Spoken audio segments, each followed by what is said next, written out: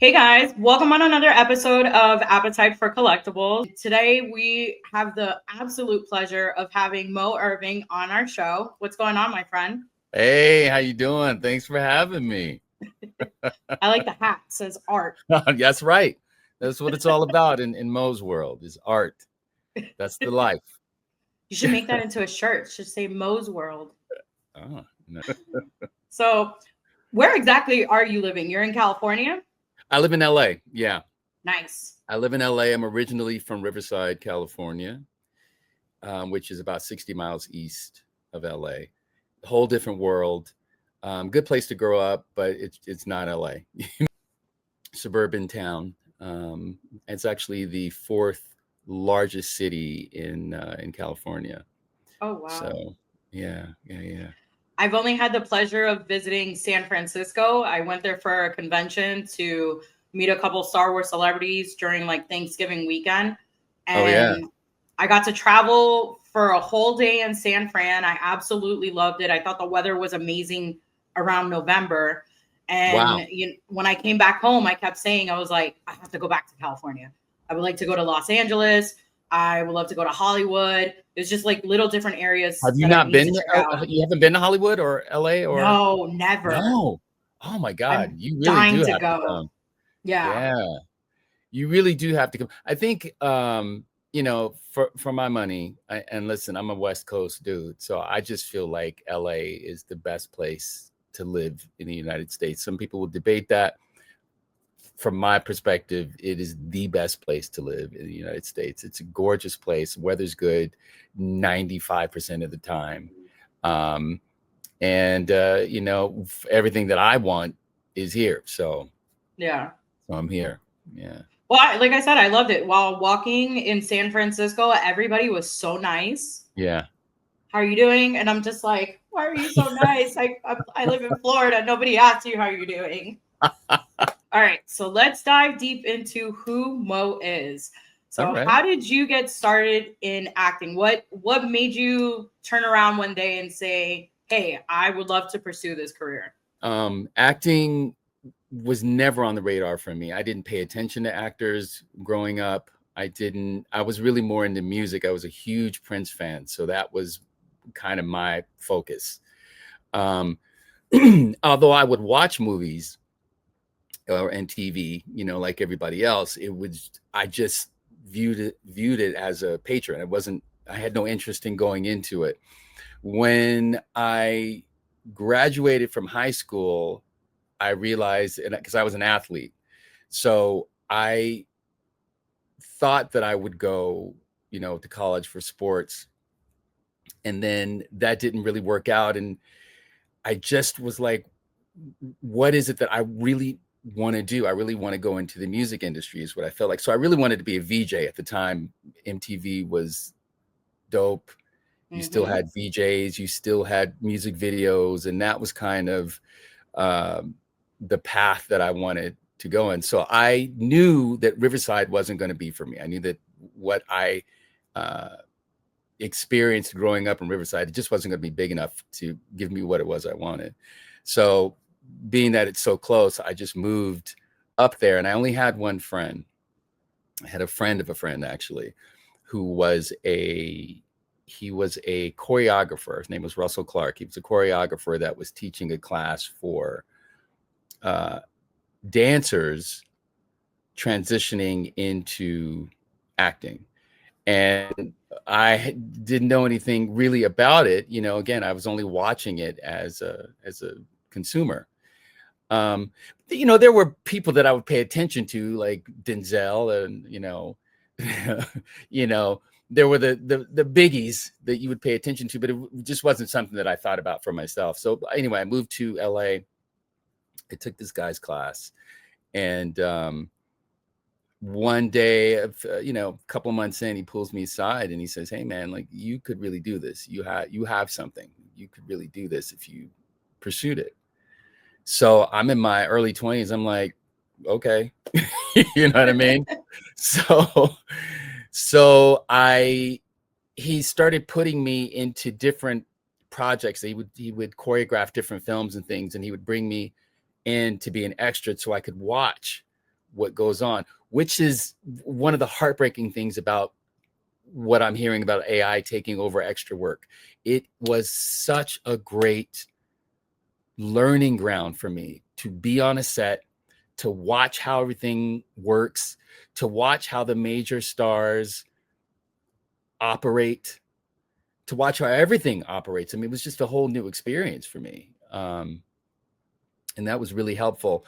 And so I started studying. I ended up leaving that class, and I ended up, I found another coach and started to get serious about it.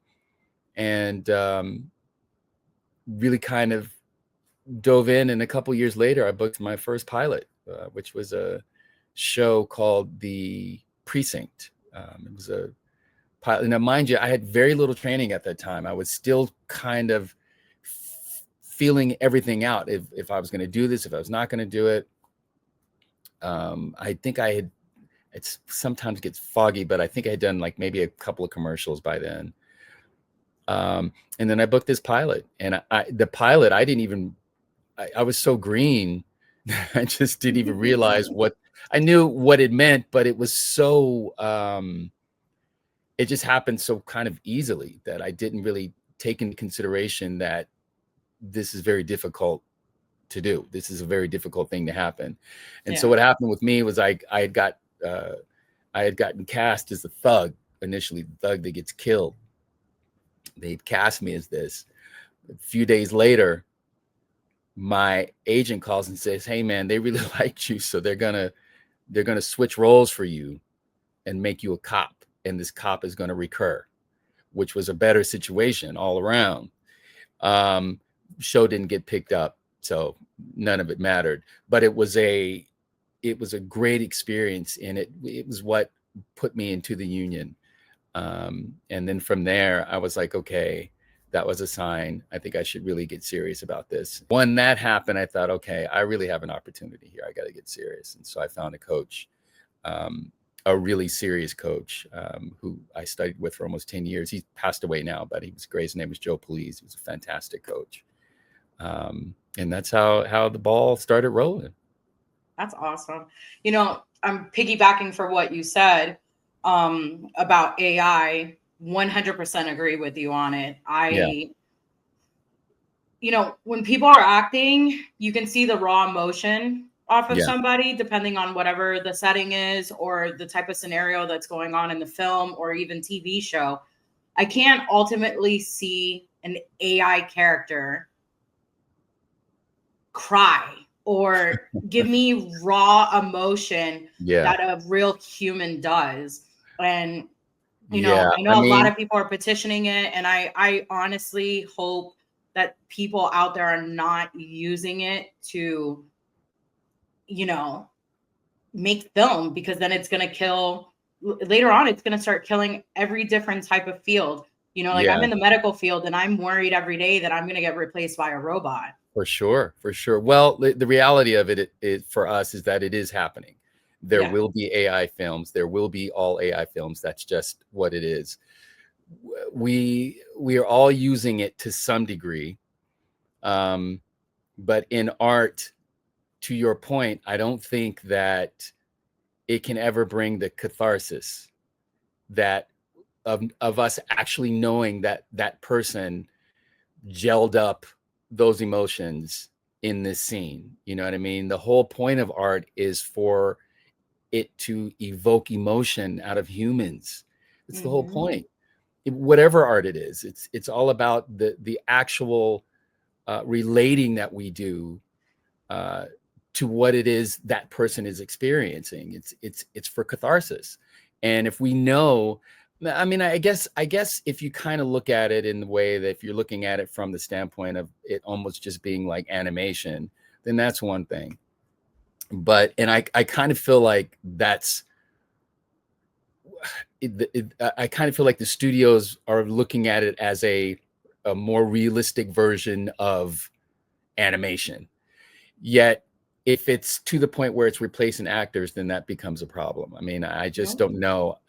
Obviously, it's going to go deeper than what I just said, but I I don't know how it's all going to pan out. It's very scary for everybody. We're yeah. all in the same boat in this. Nobody knows how this is going to turn out. So we're all just kind of, you know, taking a step day by day, working through it the way we've always been working through it. And then when it comes to pass, we'll deal with it when it happens. We'll see it, you know, how everything actually comes to pass. So earlier, I know, like when we were discussing, I said to you, I'm like, man, you have been on a couple shows where some shows have like really broken my heart, and also have made me super ecstatic. But the list, I was looking at your list, and it's pretty, I'm applauding you.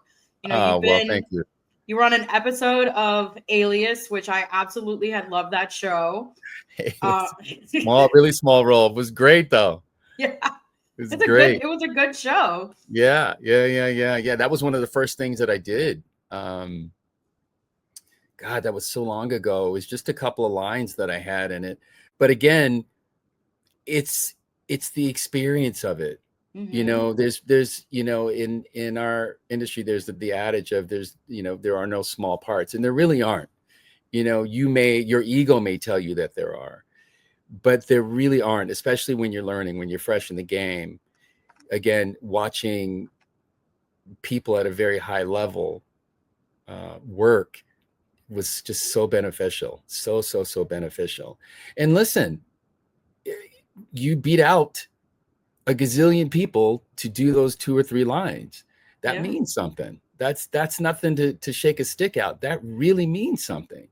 You have to know how many people were coming in for that role. Matter of fact, I took a class once on one-liners because at the time I was doing co-star roles, and a lot of them you would come on set, you'd have to audition for it, but you would audition and it would just be a couple of lines. It wouldn't be a whole lot. And I took a class on that, and to see the difference in how people still won't do a before moment before coming in to say that line. It's just one line. That's all you get. But to watch different people come in and do it, and to see the people that were prepared for it and the people that weren't, very interesting. It was a very interesting class to take. And it's important because in the beginning, you may only have a couple lines. How many celebrities have you seen where you look back and they had one line, or they were sitting on the couch eating chips or whatever in a scene in a big movie, they have that one line? You know what I mean? Those are important things because they allow you to know that you're moving forward to some degree. It's small, but you're moving, you know what I mean? And that's really kind of, that's the game. That's the game. It's forward motion. You say about like one-liners or like little small roles. So it was funny. I was watching Coming to America the other day, and I always laugh when they have the robbery scene inside McDowell's, and it's Samuel Jackson. Yeah. And he's the thief. And he's literally on there for 5 seconds. Yeah. And he did a lot of those. Yeah. And then look at his career now. Yeah. It's insane. It's insane. I mean, you look at, I mean, still for my money, and he's done great.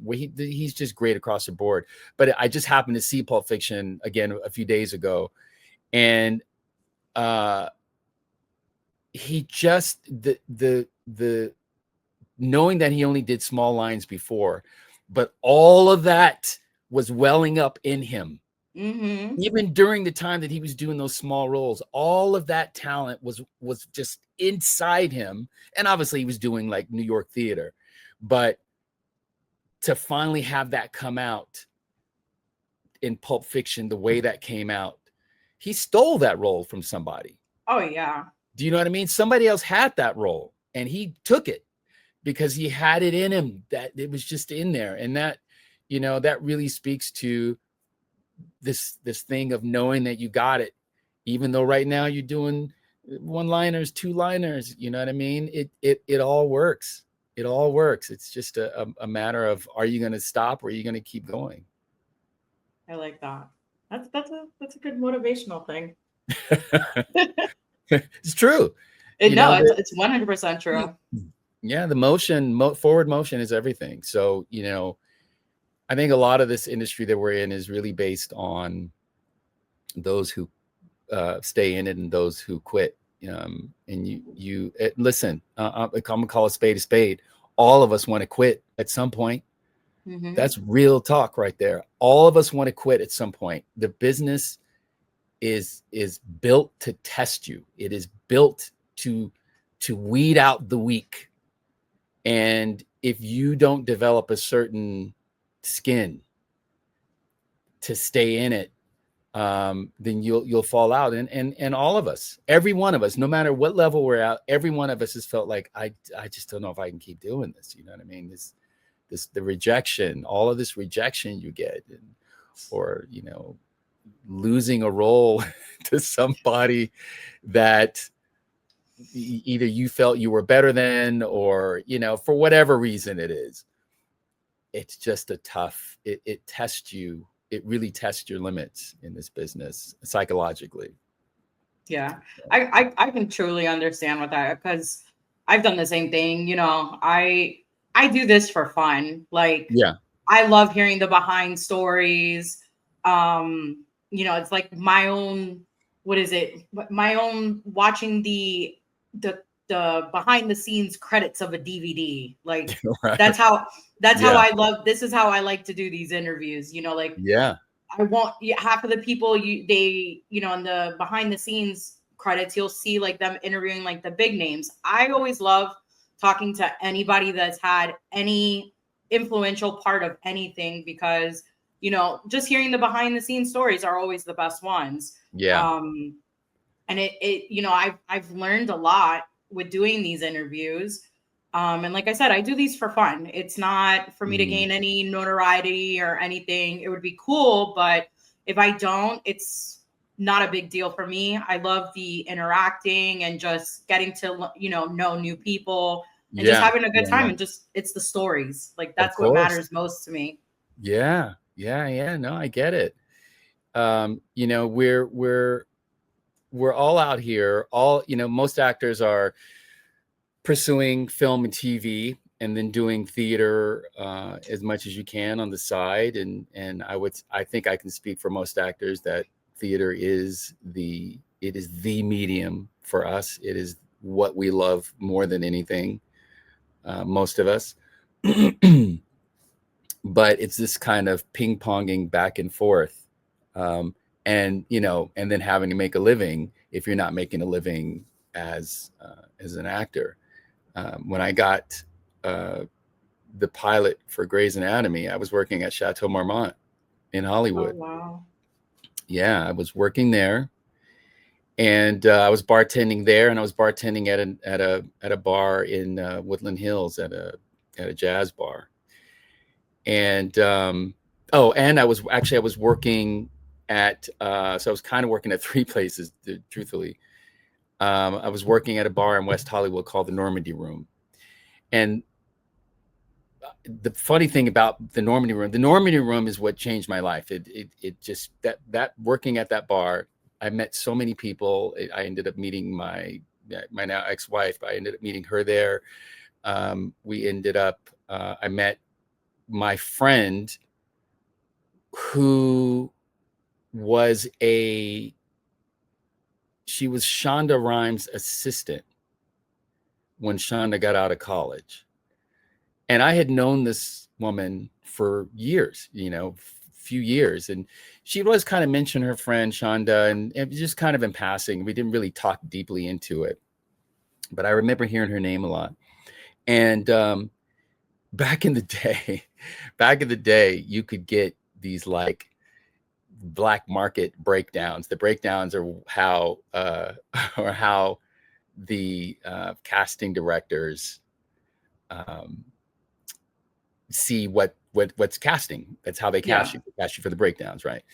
So there used to be all these like black market breakdowns that would come out, and they were happening by fax. And so like people would be like, oh yeah, so-and-so is casting, so-and-so is casting, this and that and the other. It was just a funny thing. But anyway, I had heard about this untitled Shonda Rhimes pilot is what I saw. And I hit up my friend and I said, hey, is is this your friend that you were talking about? She goes, yeah. And I said, hey, well, can you call her and see if I can get an audition? She's like, well, I haven't talked to her in a while, but I'll call her. Yeah, sure, no problem. I'm like, you've been mentioning her for years, so yeah, look at this. And hook your friend up. Yeah, hook a friend, hook a brother up. So she called her, and she goes, yeah, I'll see him. And so I had to go in like everybody. I went in like everybody else and auditioned for the role. And I initially, when I was looking at the breakdown and I saw the different characters, I initially wanted to audition for Isaiah's role. That was the role that, yeah. So, but I mean, he was perfectly cast for that role. And so, you know, everything works. And I wasn't at a level at the time that would have gotten that role anyway. But that was what I saw. I was like, oh, I want that role. Anyway, the role that they brought me in for was Tyler. And so I go and I go to Disney Studios in the day. I audition for that role.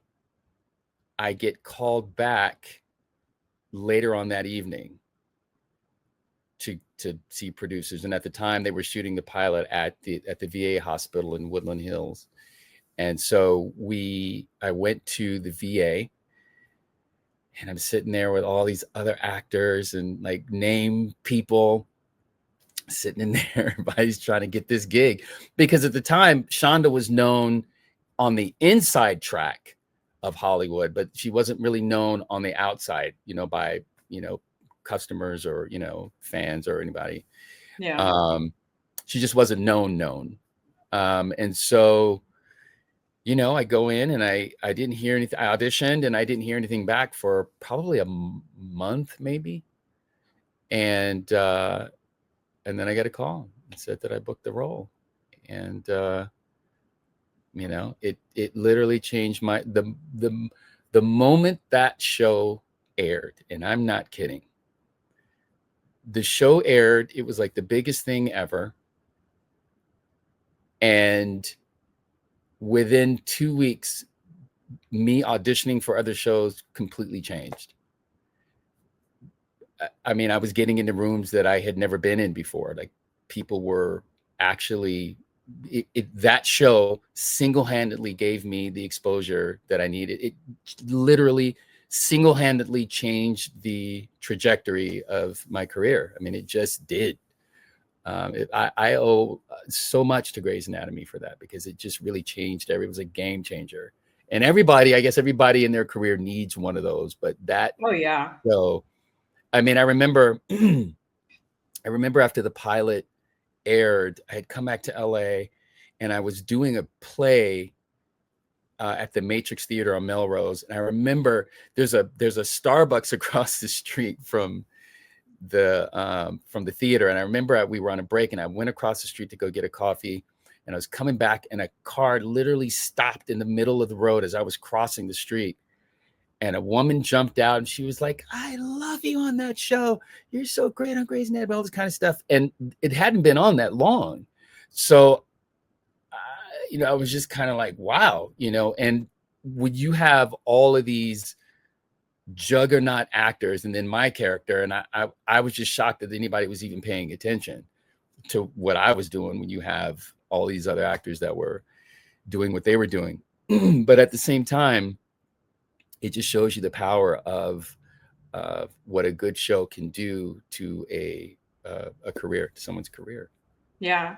I will tell you this, like with Grey's Anatomy, as much as it had so many different actors on there, it's just, you fell in love with everybody for different reasons. Mm-hmm.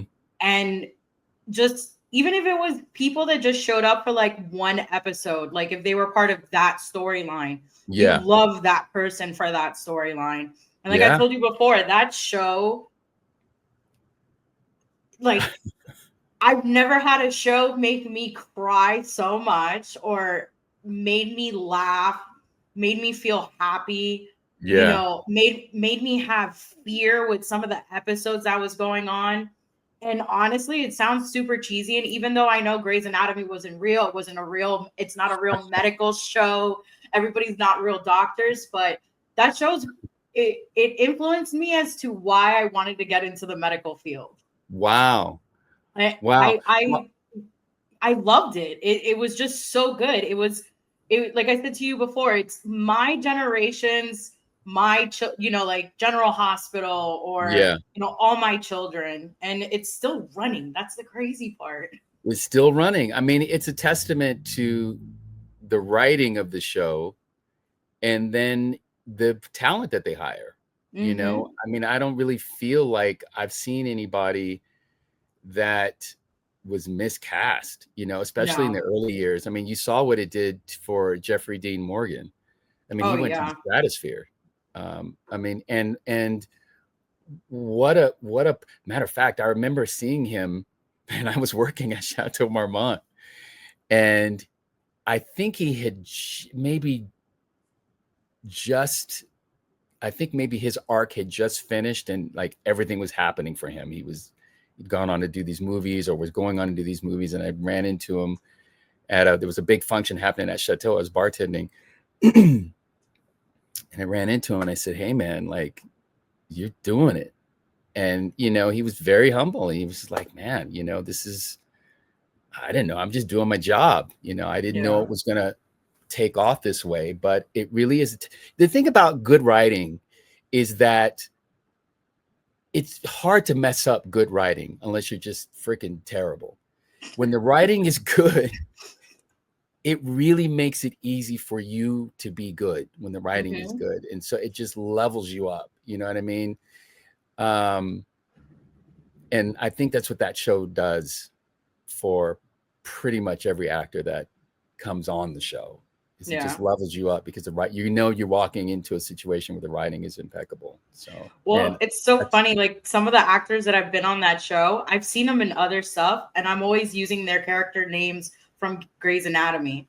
So like you say Jeffrey Dean Morgan, I see him on The Walking Dead, and I'm like, why is Denny so evil? I was like, I still see him as Denny. I was like, the loving, kind man that was dying, and then he made Izzy go nuts. But think of the versatility of him to be able to do that, to go from Denny, who was just a soft, sweet guy, to Walking Dead, where he's just this murderous villain. I mean, again, great writing allows you to kind of take the bull by the horns, and if you're doing your work as an actor, then it allows you to create something that is visceral to the fans.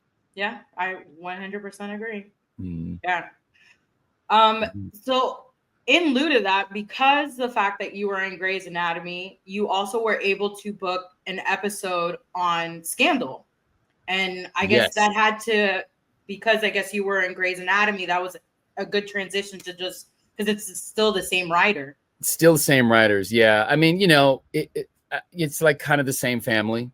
So, I still have to audition for it. You don't just get it. Yeah. You know what I mean? But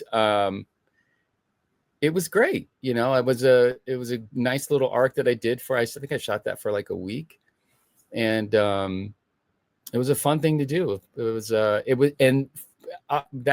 was kind of the natural transition from going to Grey's, and then going into bigger guest star credits, and then moving on from there. And so, every little bit counts, every little job, every little piece of work just helps. And a lot of the times, because you're working with actors that you are going to see again down the line somewhere, you know what I mean? And it's just kind of nice to see everybody's progression as you go, and to talk to different actors and realize that they're real people. They're raising kids. They're shopping at the farmer's market like everybody else. You know what I'm saying? Like they're just normal people with extraordinary circumstances, extraordinary jobs. Yeah. But you really, I think a lot of people think that celebrities are, crazy people, and some of them are. But for the most part, people are just handling their daily business. They have a great job, doing what they do, but they're really just handling their daily business, trying to make it happen for the family and for their families and everything else they got going on outside of work. Yeah. Now, you were on the show Snowfall. That's like mind-blowing show. Some of the, like I was telling you before, some of the quotes in that show, like still to this day. And you know what's funny? I joke around with friends of mine. So this is like, it has nothing to do with acting, but it has to do with how social media now hypens stuff. So, you know, Snowfall came out, you know, I never really saw that many reviews about it online, but then TikTok came out. And TikTok is always posting clips of like different scenes of different shows that they feel, or, you know, people are making little clips of it and like just showcasing like extraordinary scenes in certain shows. Right. And I believe that Snowfall, because of social media, has gone completely more up in ratings and people are watching it now more because of such impeccable acting. Again, kind of like Grey's Anatomy. Yeah. You have great actors on there and they're making their character. And you were on there for 7 episodes. Yeah, I mean, my character, I played a character called Santos, and Santos was the henchman. He's kind of the right-hand man to a character named Claudia, who was basically like the kingpin of the underground. For the, I think maybe the first three or 4 episodes, or 3 or 4 seasons. I mean, first 3 or 4 seasons. Product for her. Yeah, exactly. And I was her guy. Yeah. But again, that was another, you know, shooting the pilot for that was a great experience. It just, you know, everybody's on their A game. The writing was great. They had a lot of high hopes for the show. And I think there was, I think if I understand correctly, there was a pilot that they had shot before that maybe wasn't hitting the way they wanted it to hit, and then they reshot it again and recast a lot of the roles, and I was part of that recast. And just, you know, everybody's on their A game. They brought in the directors that shot that pilot that now have gone on to do, you know, Bad Boys 3 and 4. I think they've gone on to do, but they really kind of shaped the look of the show. And you know, watching Damson Idris come in and just kill the game. I mean, that kid is worthy of the accolades that he's getting. He just came in and delivered the goods, and he just got better and better and better and better. Because listen, you come on a show, right? There's 2 aspects of it. There's coming in and playing your role, and then there's the other aspect from the actor standpoint of like, I just don't want to get fired. I just want to make sure I do this well enough to not get fired. I want to stay on the show. You know what I mean? That kind of thing. But then that is the testament to good casting. You know, they say, you know, 99% of the show or of a project is about casting. So I thought they did a phenomenal job. The writing was great. It lasted 6 seasons, I think. Yeah. And so, and with a lot of fanfare. So, and there was, again, not a weak link on the show. Everybody was on point. The guest stars coming in were on point. Everybody was just great on it. It was a great. Well, you guys, the show was on FX. So FX, I usually like the majority of my shows that I watch are mostly on our FX. So I feel like whoever they have in like their writing team or in their casting team, they always know to look for actors that are, you know, like, to use the word, they're on point. They are there to work. They are, you know, they're not there to just make a quick buck and leave or to get any type of fame. They're there to do, you know, to put out good product and make sure that it's successful. Yeah. And I felt that way with that show. I felt like everyone that was on that show wanted it to succeed, and the acting, the writing, how you said it, everything just transitioned so well that it was just on point. And you can feel it if somebody's, you know, mailing it in, you know, if somebody's just kind of come in, and you can feel that. I didn't feel that was the case at all. And I felt like everybody was really trying to,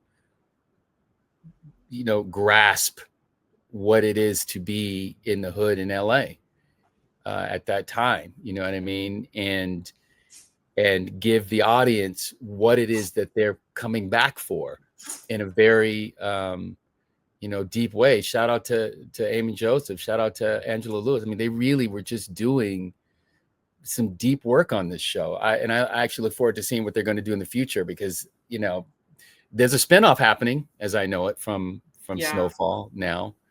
I don't know when it comes out or if what's happening with it, but I do know that there was or I did read about, I should say, that there was a spinoff happening from it. Well, we shall see. Yeah. So now we're going to dive deep into what I really wanted to know from you.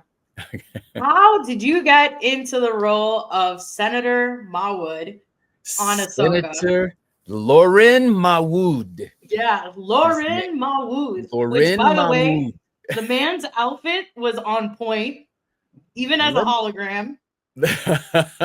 Let me tell you, this was such a gift.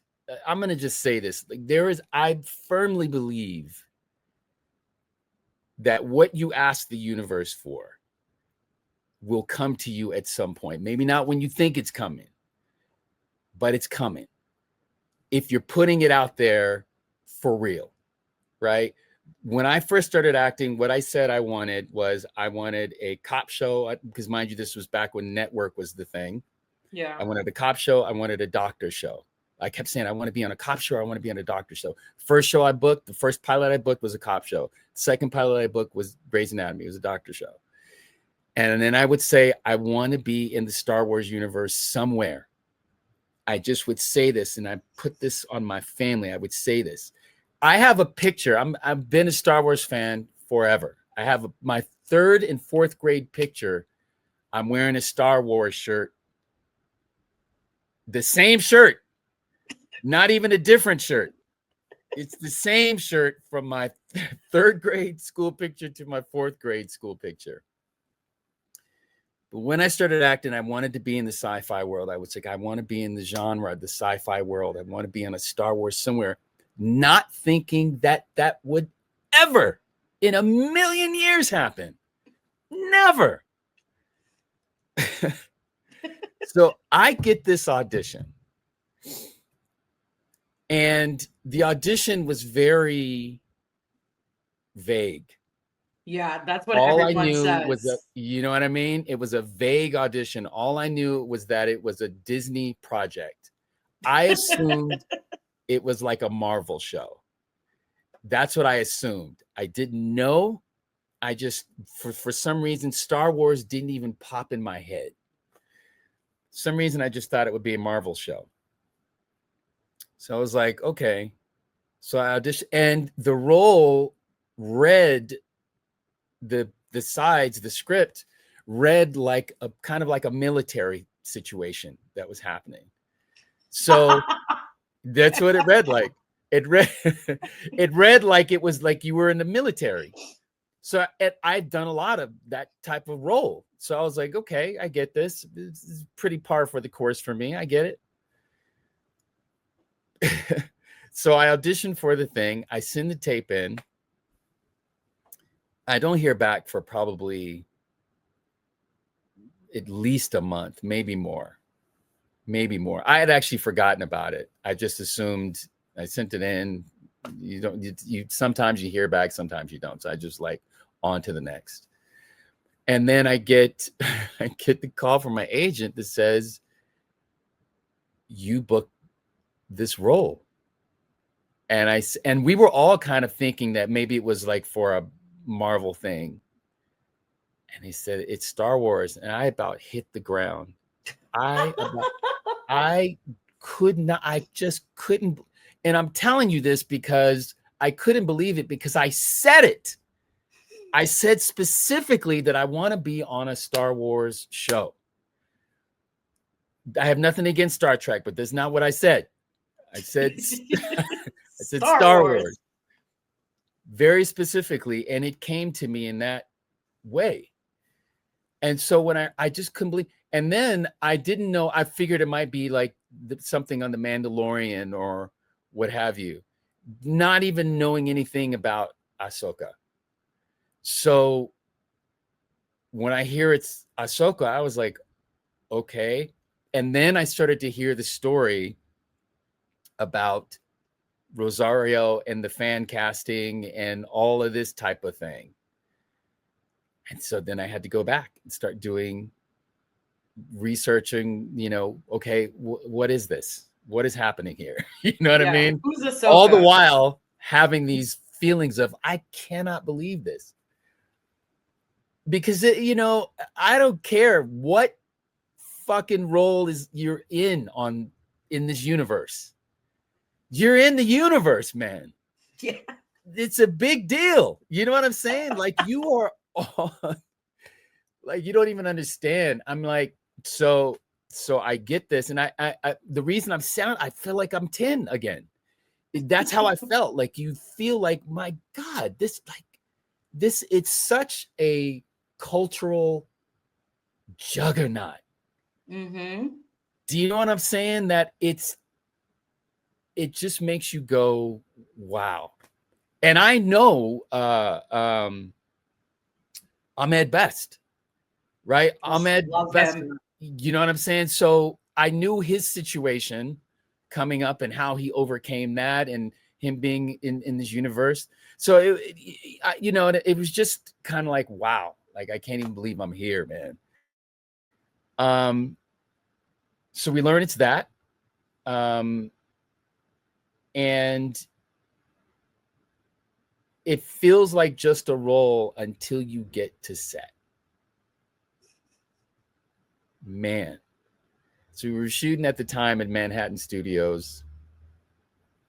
Coming in to that set and seeing my clothes hung up, specially tailored, designed, I mean, I just was like, I mean, this is impeccable work. They could cut corners because you wouldn't be able to tell. Do you know what I'm saying? Us as the viewer, we wouldn't be able to tell if they cut corners. No corners cut in the design of these costumes. I mean, it is full on. Everything was impeccable. I have 2 or 3 people helping me put this stuff on. And the whole time I'm going, God damn it, I can't believe I'm here, man. God damn it, what is happening here? I got silver cuffs on. I got some little button right here, and I'm wearing a purple dress. I mean, this is nuts. And they weren't, and it was like and I wish you could really see all the work that they had done, because the costume, these pants that they had, it was actually like a section that they had for the top, and then the pants were separate, and they were kind of like these. The pants were almost like in a V shape, so they kind of tapered out. Mm-hmm. They were the coolest freaking pants, and you don't really see them, but they were so dope. I just was like, my God, the effort that went into this, it's just unbelievable. And this one for all of us, man. I got to become friends with Nelson Lee, who plays Ziono. He's hilarious. I actually met him at a con in Texas. He did like the con had like a sister event outside of the, you know, like the nighttime activities. And it was him and Omid, who is in The Mandalorian. They were together. And I'm talking to Nelson, and I looked at him and I was like, dude, I go, you made me hate your character so much. I was like, the acting was so great. Yeah. I go, I wanted to choke you, because I'm like, you're not understanding. Like, Harris trying to tell you, like, the big bad is coming. Yeah. And you're just ignoring it. And he was like, yeah. He's like, I know. He goes, I've had a lot of fans tell me that I was just like, no, I mean, he just knocked it out the park, man. Yeah. He knocked it out the park. And I didn't realize Ziono was a character from the cartoon. Yeah. So I had to go back and learn all this stuff. But I became friends with Nelson and Niken, who plays Vic. I can't remember the name of his character. He's part of the Ghost crew. He's part of Harris' crew. Vic Hawkins.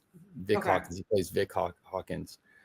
We all kind of became friends and go have dinner and hang out and stuff. But when we were on set,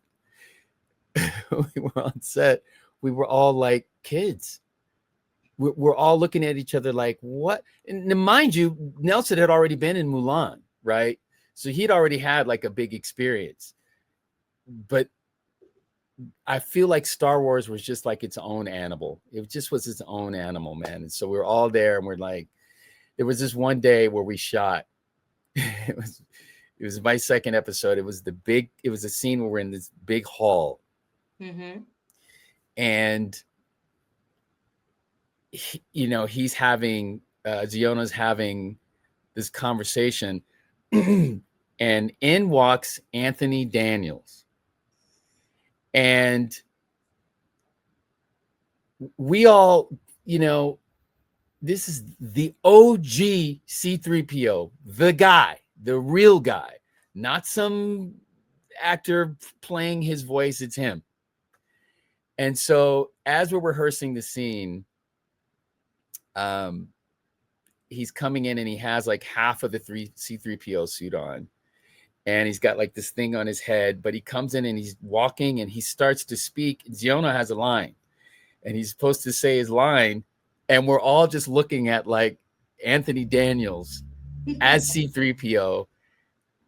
Like I had you were on my pillow sheets. You know what I mean? Like, you're the guy that I slept on your head. You know what I mean? As a kid. And here I am, and Nelson forgot his line. And we're all just like laughing because we totally get it. We get it, man. It's surreal. It's just this moment of, my God, look at how far this has come all these years later. And somehow or another, the universe dropped us in and let us have an experience in it. And it was something else, man. It was something else. Just, working in the volume. I'm sure you've heard of the volume. Oh, I've joked around with people, like, fellow colleagues in the Star Wars universe that I've interviewed. And I've told them all the time, I'm like, I wish that they would allow like a small group tour of the volume. Yeah. Like, you can go tour. They can show you being in like in an immersed world. Yeah. Maybe just a little baby clip of like what it would be like to be in a Mandalorian set or be in AHSOKA, the world between worlds. And, I feel like if I was there, I would just could not stop looking at it. I would probably cry because it's probably the most surreal feeling ever. And, like, well, when it's on, it is surreal because it really is that immersive experience. I had never worked in the volume before. So when it's on, it really does allow you to, like, the land is expansive as opposed to just like a blue background. You know what I mean? Yeah. It really is. It drops you in. And if you're not really paying attention, you're fooled. You were completely fooled. And mind you, we shot this back in, or at least my stuff, I shot back in around May or June of 22. So I'm sure the volume is much more advanced now than it was when we shot that. I can't even imagine what they're using now to work on these shows.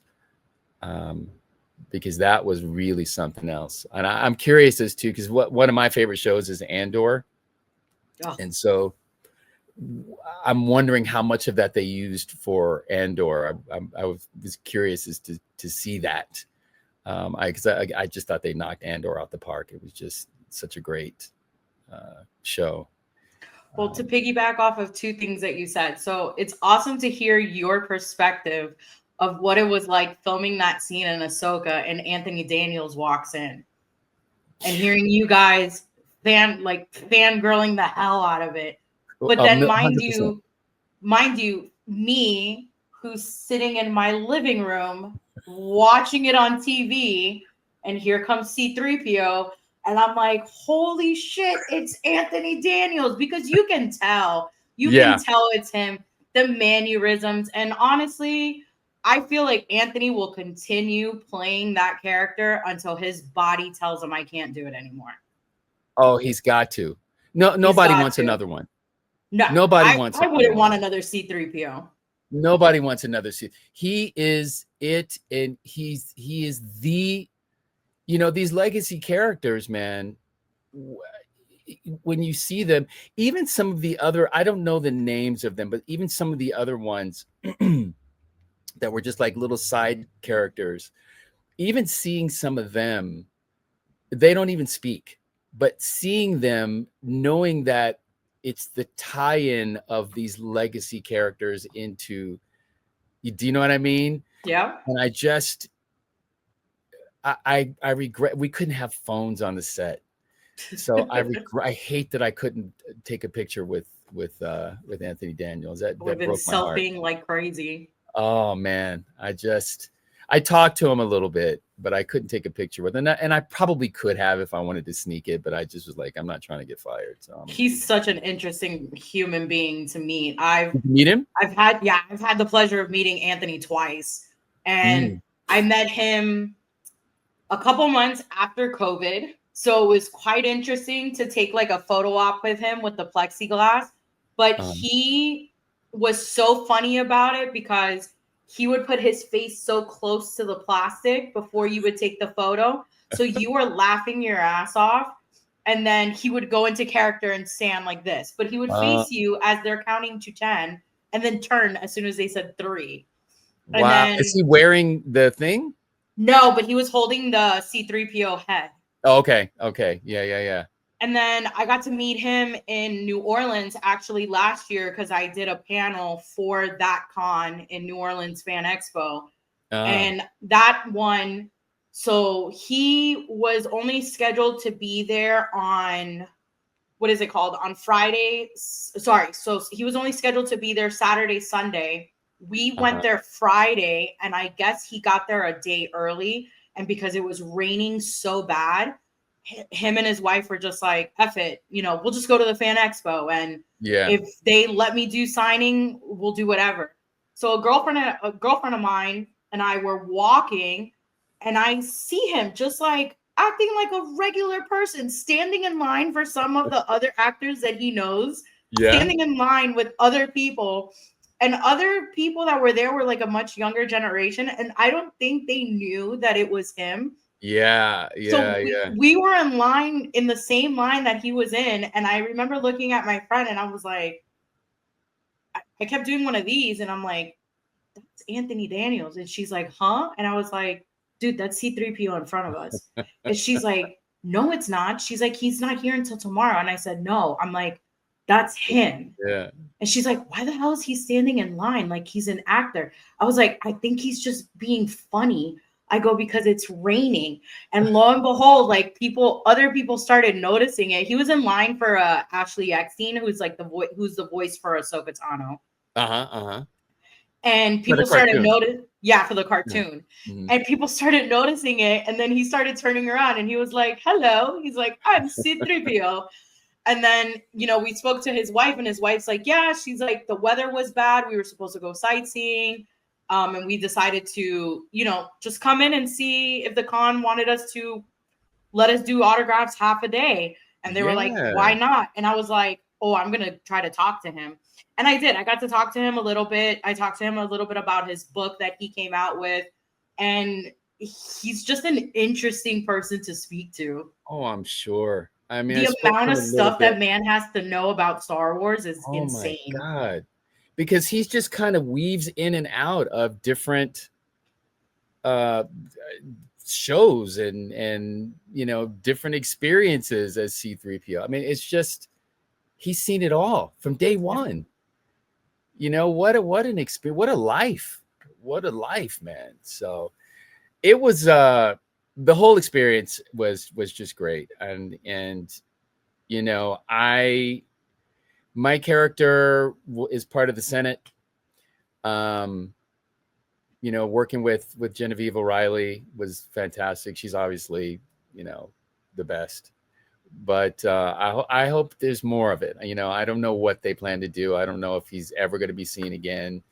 You can only hope. You know, they all have their plans.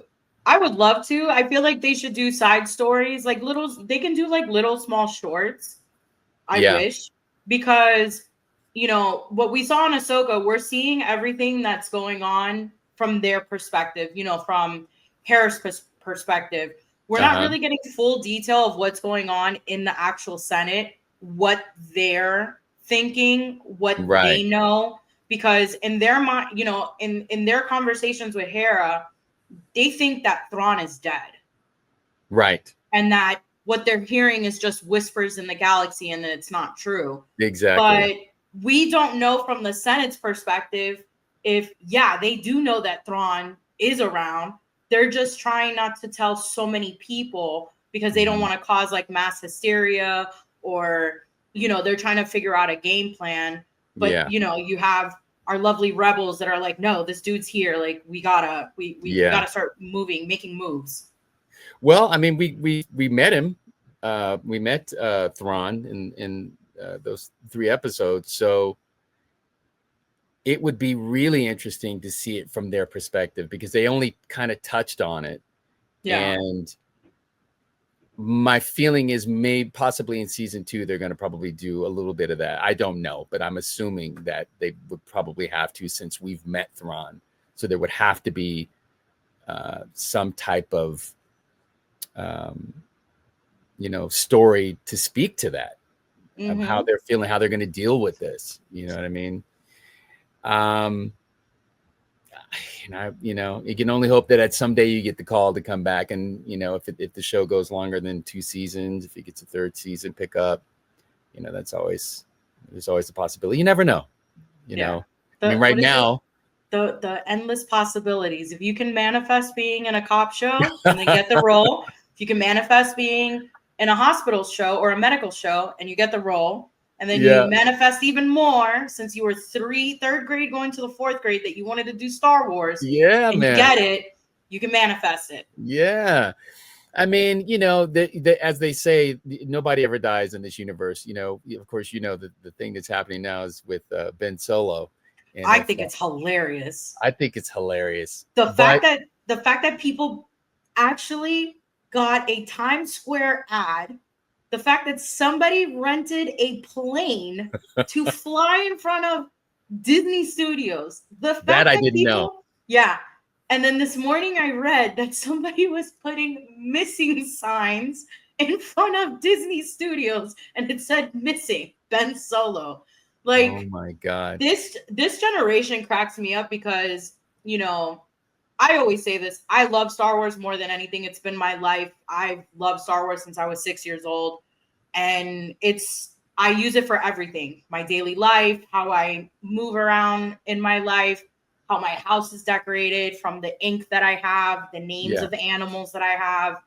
And, you know, yes, it is a very sometimes toxic fan base at sometimes. Yeah. But when you're producing stuff out there that actually fans love, we get together and we want to make things happen. For years, people wanted a live action AHSOKA film and they made it happen. Yeah. For years, we wanted a show based off of, you know, the rebels that help navigate with everything that happened in the original Star Wars films. We got Andor. And not only did we get Andor season 1, we got Andor season 2. And like how you said it before, great writing and great actors can give you a phenomenal show like that, where they actually were nominated Emmy. And that is just insane. And like how you said it, great writing and great acting. Sci-fi is not usually looked at. No, not at all. From the Emmys at all. But you couldn't deny it. You know, and the thing about this Ben Solo situation, this is my take on this. And it's actually very simple for me. You've got, if it were anybody else, maybe it wouldn't be such a big deal. But you got Soderbergh wanting to do this. The script is done. It's done. He already put in the work. And with a director, with an auteur like that, opening up a different way into this, I think why wouldn't you want to take that opportunity? Obviously, there's money involved, yada, yada, yada. Yeah. But from the standpoint of the fans really wanting this, with that particular director, to me, it's a slam dunk. I also think because Kathleen Kennedy is also backing it up too, that also has fans like, which I've been telling people for years, like people, and people shit on her all the time, but also people don't understand. She has produced some amazing stuff, but people always look at the bad stuff. But, when you have a director like that or a writer who actually has it done, just give it to us. And if it sucks, then it's our own fault because you know what? We were begging for it. And at least as fans, we can say, we asked for this and we got it and we didn't like it. And we learned that lesson and let them do what they want to do. And I feel like with them bringing back, if they could possibly bring back Ben Solo, it also opens up for maybe a possibility of having season 2 of The Acolyte, because they did also announce that Kymir is actually supposed to be the first Ren. Oh. So I mean, as far as I understood it, they weren't going to bring it back from what I've read. That doesn't mean anything, but it's just from what I've read. Yeah, it doesn't mean anything because they can always say, for years they said Darth Maul's character was dead, and lo and behold, he came back in the Clone Wars. For years they said Palpatine was dead, and somehow Palpatine was still alive. I want to see more on Darth Maul personally. Like that is something that I don't know why that never happened. Well, we are. We're gonna get an animated show called it's called Darth Maul or Maul Shadow Lord, and we're getting more behind scenes of him. I remember meeting Sam Witwer and with another friend of mine, and we were discussing with him that I would love to actually see a younger version of Maul when Palpatine first found him. Learn more about the witches in Dathomir. And just all that. I would love to just see a story just based off of everybody from Dathomir, because right there you can make a whole show. You really could. I mean, my first introduction to them was through watching the cartoon, and then obviously they did it in the show. But with Darth Maul, I just feel like I've never seen enough of him, particularly live action. Like I really want to see like a good live action backstory on Darth Maul. Like, what is that about? He's so interesting to me, and I just kind of want to know. And then from what the clothing designer was telling me for my clothes, she was like, your character he's a warrior. He was a warrior before he was in the Senate. And that's what they were thinking based on the way they designed him. I'm like, all right, let's see that. You know what I mean? Let's see how who he was dealing with, and fit him in there somewhere. I would love it to be with Darth Maul. Or who else I love is Forrest Whitaker's character, Saw Gerrera. Oh, love him. Just the way that character was played, impeccable. I just loved it. Loved it.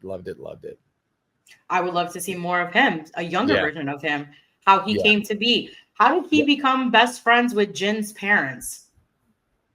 How did they come up with that? Because they didn't even show it on Rogue One. How did they all got together and made a plan where Jin's dad said, in case something happens, you have to come find my child. You have to make sure that she is safe and never bring her to us again. And you don't see that conversation being had with Galen and Saw. You just know that Saw was an extremist. He, was very helpful in the rebellion, but he wanted to go do his own stuff. But you never saw what led to that. Yeah. His backstory would be great to see, a younger version of him. I mean, and that's the thing about being in the universe, is that there's so many corridors to go down.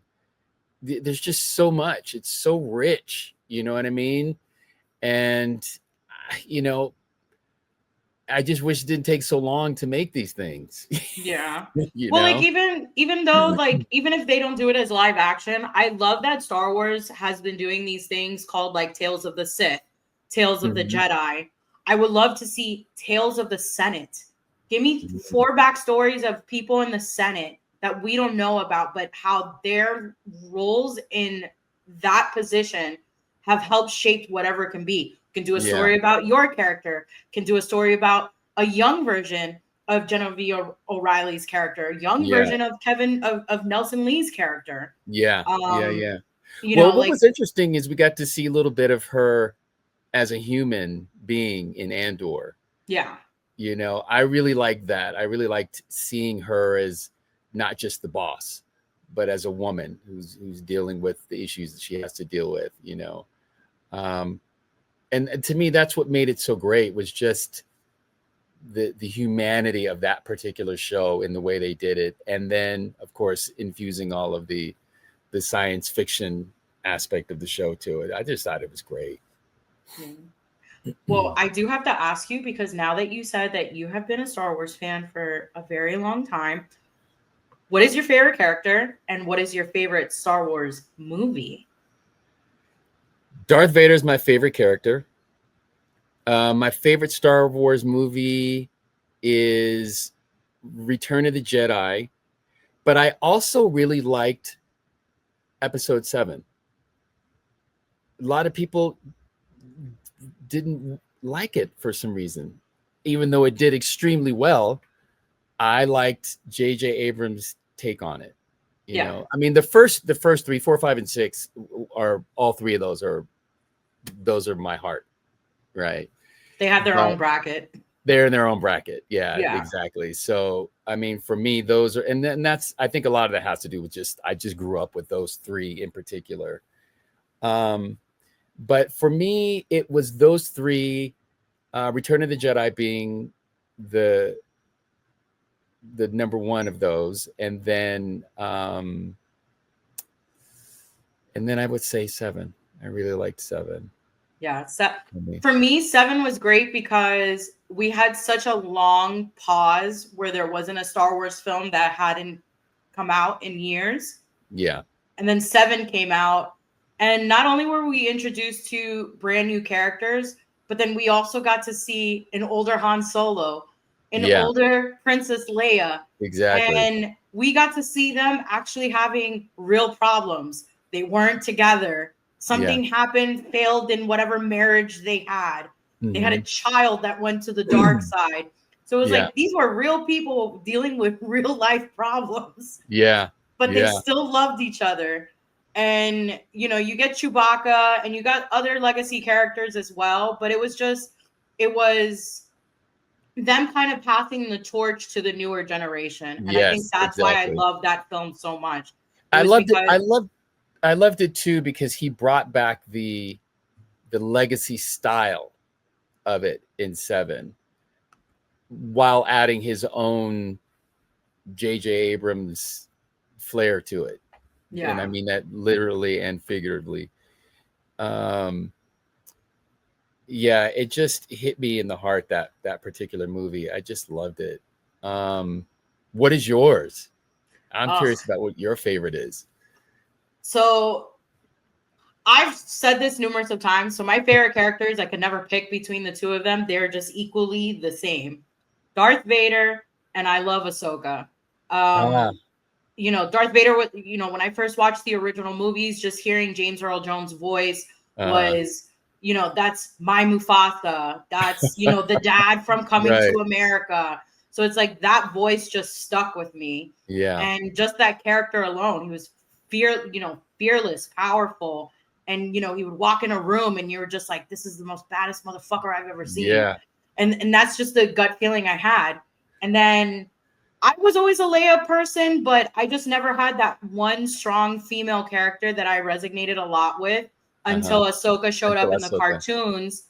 And then I just loved it. And then when they announced Rosario as the live action, I was like, you know, because she's half Puerto Rican, I'm half Puerto Rican. I'm like, yes, you know, not only is it my favorite character, but we're getting a Puerto Rican, like a Hispanic person being, I was like, as Ahsoka, I was like, this is, you know, so meaningful to me. And she represented, man. I mean, the fans really got it right with this one. Yeah. And which is weird to me because I don't know who started that. Because I remember. So there's an artist by the name of Boss Logic. Okay. And when they first announced that they were going to do a live action Ahsoka, everybody at first was like, you got to have Ashley. But then everybody's like, no, she's the voice. We can't see her as the character. And then people were like posting fake Photoshop photos of it.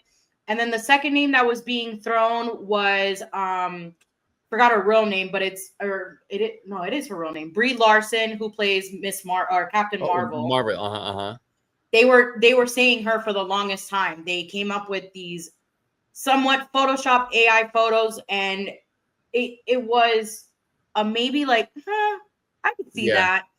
But then there's an artist out there by the name of Boss Logic, and he took a photo of Rosario and put it in the Clone Wars style version of Ahsoka. In the red, you know, burgundy outfit that she has and the small little head tails. Yeah. And as soon as he posted that photo, like, I shit you not, the internet just went insane. Wow. People were tagging Disney, tagging Lucasfilm, tagging Filoni, tagging Jon Favreau, because, you know, at the time The Mandalorian was on a high. Yeah. Tagging Rosario Dawson. And in an interview that Rosario Dawson said, she said, you know, this artist Boss Logic tagged me and the fans just went nuts. And she's like, you know, I did an interview and people were like, yeah, people really want to see you as Ahsoka. And she's like, I would love to. And I guess from that interview of her saying I would love to, word got around to Dave Filoni and Jon Favreau, and they were like, all right, let's see what she can do. And I guess whatever audition she did, it just blew their mind, and they were just like, this is our Ahsoka. There's no other person that can play this character. Let me tell you, man, when you see her, I'm actually, as I'm looking, I can see her picture behind you. Oh. I mean, it just so there. I mean, it's a perfect match. It is a perfect match. And when you think of an older Ahsoka from the cartoon, I mean, it was literally a perfect match. Yeah, she was spot on for it. And when I first saw that picture that I'm seeing behind you, I thought, God damn, they got it right with this one, man. They got it right with this one. It just all works. I actually had met her after when we got to see the first appearance of live action Ahsoka on The Mandalorian season 2. Yeah. When I first watched that episode, it was like 3 a.m. My man was like dead asleep, and I'm watching that, and I'm on the edge of our bed on the floor, wrapped up in my blanket, watching it on, like, I had my headphones on so it wouldn't wake him up. And I could not stop crying because I was like, holy shit, my favorite character is a live action character. And it's Rosario Dawson. I've loved Rosario. My favorite movie of hers that I fell in love with her was He Got Game. And then I loved her in Clerks. And I was just like, holy crap, like, this is amazing. And then when I got to meet her in person, it's such an embarrassing story. I got so nervous in the middle of our photo op that I started to tear up. And she was like, don't cry. And I was like, no, you don't understand. I was like, Ahsoka's my favorite character. I showed her my tattoos. I showed her my whole entire Ahsoka collection. And she was like, oh man, she's like, you really love this character. I said, yes. I was like, and when they announced you the same way, spot on. I said, you know, we got an older Ahsoka who has dealt with so much PTSD. All her friends are dead. Yeah. Like, this is a older coming to terms of all the bad shit that's happened to me, Ahsoka. I was like, and they just nailed it when they got you.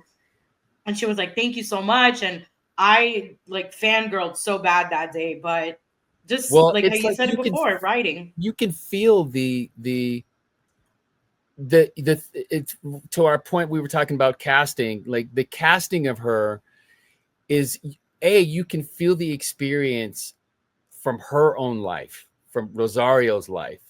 So as she's implementing that into the character, it resonates as AHSOKA. Yeah. Doing what you just said, having an experience, losing all her friends, all of these things. Like, she's just so wise.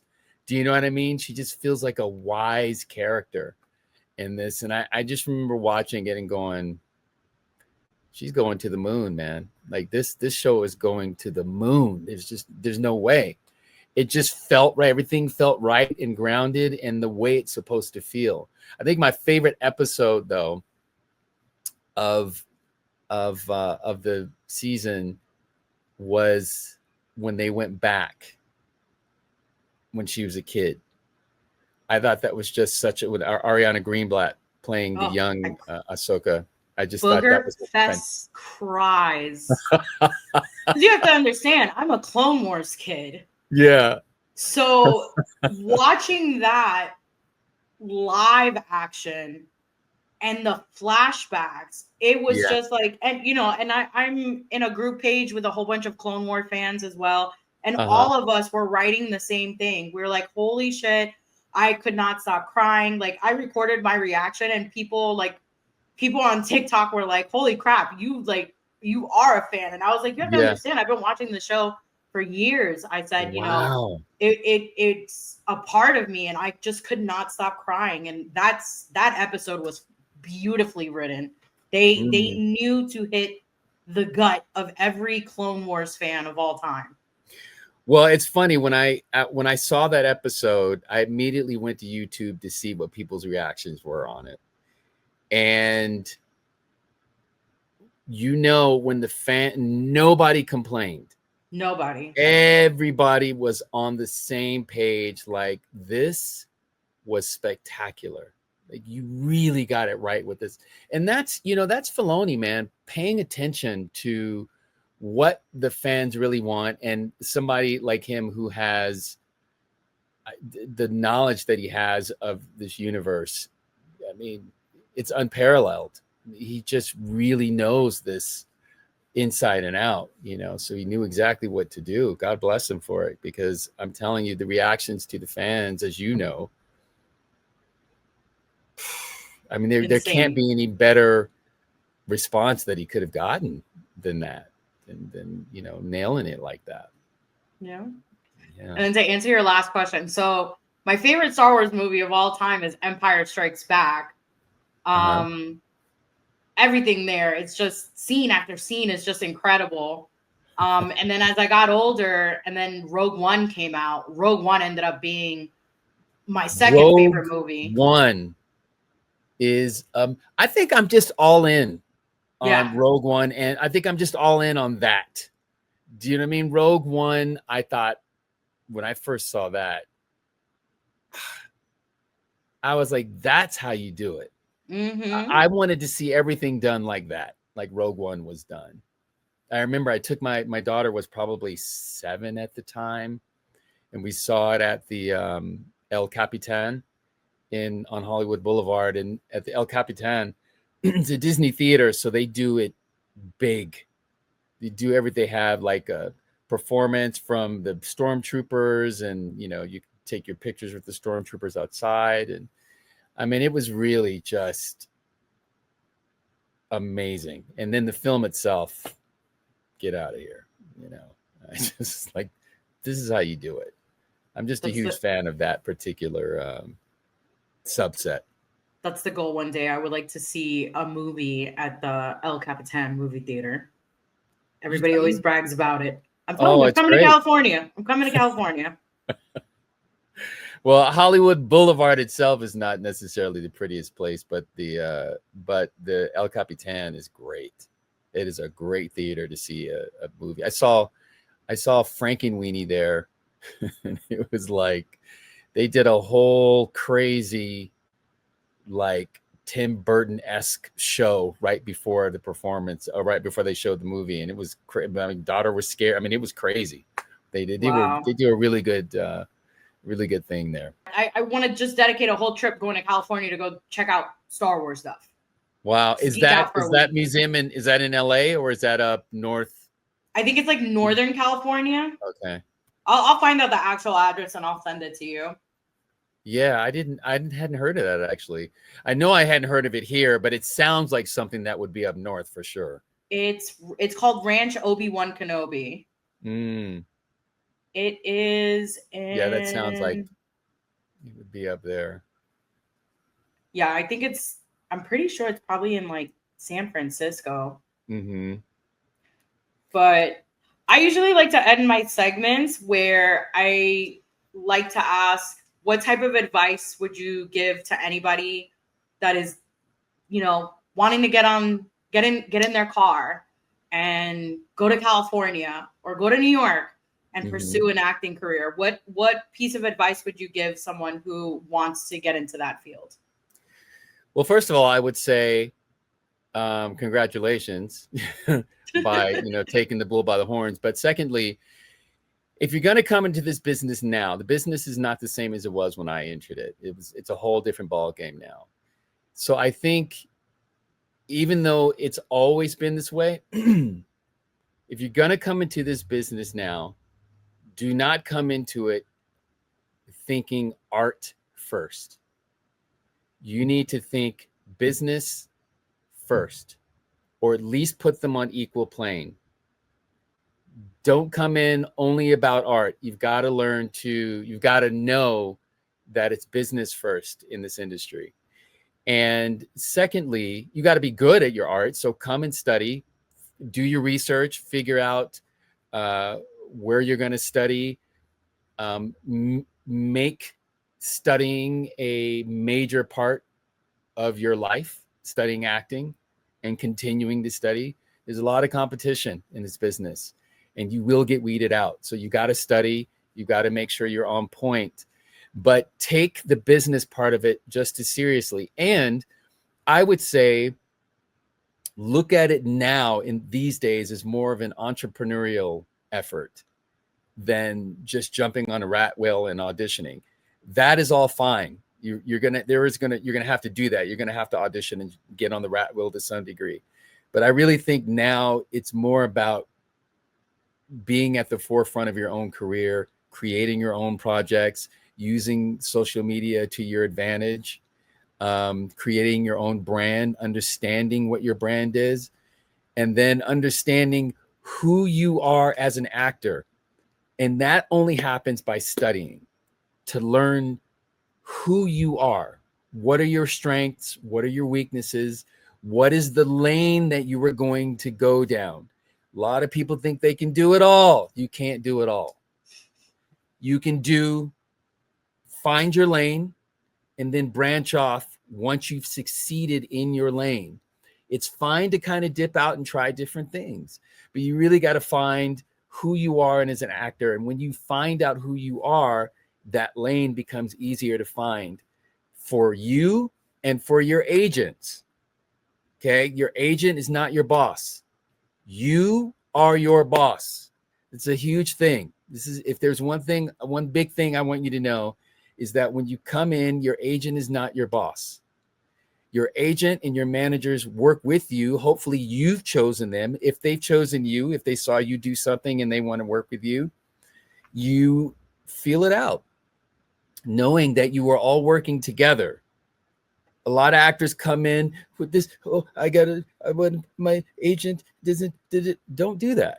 Know what you want about your business, about who you are, what kind of career you want. Impart that to the agent and the manager, and then you work together to make that happen. So you're designing your own career and you're bringing in people to help you do that. And they're going to have other clients who are doing the same thing. But for your specific case, you design the career that you want to have, and then you bring the people in to help you do that. And be open. Be open to what their advice is. Be open to what they have to say. Be open to the things that you may not have thought of.